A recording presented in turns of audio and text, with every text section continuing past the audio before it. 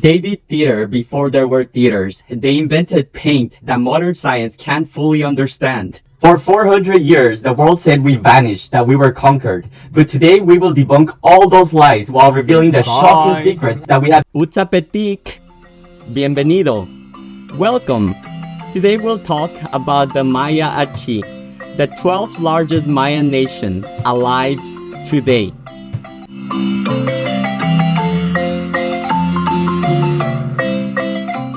The Maya-Achi are a relatively recent branch of the Mayan family tree, having charted their own path away from the Quiche people around the 1300s. Because of that, our languages, Quiche, Cachiquel, Tutujil, Achi, they're like siblings. As a Quiche speaker myself, I describe it like Spanish and Portuguese. We recognize the roots and catch plenty of words, but a deep conversation requires a bit of linguistic gymnastics. Within the Mayan world, the Achi are like the brilliant, quiet polymaths. They don't brag, yet they are masters of complex chemistry and intricate symbolism. They preserve our ancient values through textiles that double as living libraries and sustainable practices rooted in profound gratitude. That's right, Mayan religion, if we could call it that, it's simply the idea of gratitude. But we'll explain more about that when we debunk a myth. Debunk it. But before we unlock their scientific secrets, we have to find them. So where exactly do they call home?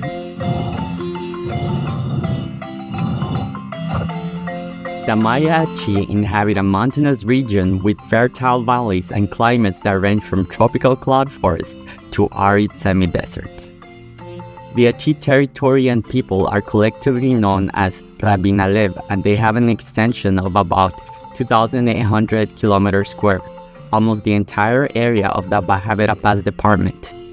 They span over 7 municipalities, honoring the Mayan names. They are San Jerónimo, Challange, Jicaras, Rabinal, El Chol, Granados, and Kubuleb.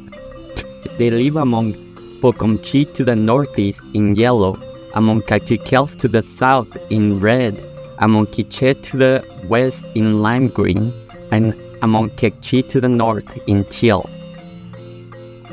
Their pre-Columbian capital was Cajuyub, located only 28 kilometers away from modern town of Rabinal, in which Mayan ceremonies or shukulem are commonly seen.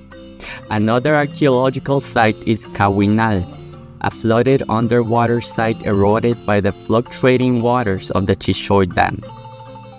Besides Cajuyub, the Chocoy Caves are another sanctuary of Mayan spirituality and a touristic destination. Other notable sites in the Achi territory are the Chilasco Waterfall, Biotopo del Quetzal, Ramtul Natural Reserve, and the notorious Chishoy Dam, which flooded Achi villages, displacing thousands from their lands, an act that Maya-Achi survivors continue to seek justice for, as several people were tortured, massacred, and killed during the 1982's repressive and genocidal regime of Tzimna, named Efraín Rios Montt, who died before facing justice, but we'll talk more about him in our Ixil episode. The numbers, the language, what do they do? According to the last census, there are nearly 180,000 Maya-Achi people. Most of them are bilingual and many are polyglots, speaking multiple Maya languages fluently. But here's the flex. While other languages are disappearing, Achi is actually growing. So they aren't just surviving, they're expanding. You've seen them in every Guatemalan kitchen. You call them Jicaras. We call them Tzimna. This isn't just a bowl, it's a masterpiece of ancient chemical engineering. Forget art, this is science. It starts with the fruit of the Crescentia alata tree. It's painted black using pine soot ashes. Then, the fatty acids of the niche insect are rubbed onto the surface. That specific combo, ash, niche, tzimna, creates a unique natural wax. The result? A lustrous, non-toxic finish that is heat, water, and abrasion resistant. Long before there was BPA-free, our ancestors created a perfect alternative to plastic. It's living proof of Mayan ingenuity sitting right on your table. While the Tzimna holds the history of Achi hands, the traditional Mayan clothing worn by women holds the spirit of these people. Look at the Achi woman. Do you notice anything different? The pom-poms, right? The pom-poms on the head. Well, they aren't just decoration. It's a visual declaration of power and indomitable resistance. When you see those greens and blues woven into zigzags, you're looking at the snake, the thunder, and lightning. To wear these symbols is to walk in a living map of the creation of humanity. It's a way of saying, I am Mayan, I am proud, and I am still here. But resilience doesn't mean the struggle is over. While the Tzimna remains unbreakable, the people who make them face a different kind of pressure. Our ingenuity is at a crossroads. So let's move on to talk about the modern fight for justice and the challenges threatening this vibrant culture today. Justice, our challenges, how do we deal with them? The fight for justice, a victory for Maya-Achi women. The Achi people continue to face disenfranchisement, but a powerful light was struck in the halls of justice recently. While the horrors experienced during the Chichoy Dam construction left deep scars, a landmark killing process began in May 30, 2025. In a historic ruling, a Guatemalan court sentenced 5 former paramilitaries to 30 years in prison, explicitly declaring that sexual violence was used as a war weapon designed to subjugate Maya women based on their indigenous identity. This victory came 40 to 45 years after the crimes were committed. While it is a triumph of indomitable will, it also highlights the profound lack of trust in a justice system where many other cases remain buried or ignored. The political realities and the glass ceiling. Despite the Achi making up the majority of the population in Baja Verapaz, this demographic strength does not translate to the political arena. All 2 deputies representing this department in the National Congress are Ladino, leaving Achi interests largely unlegislated. The regional government remains predominantly Ladino and is frequently hampered by corruption investigations, including recent scrutiny of departmental leadership.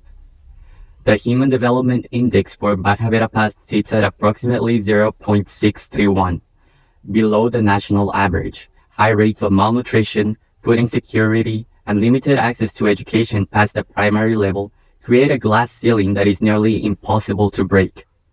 These conditions force many to seek a future elsewhere. Migration to the United States and Mexico has become a survival strategy.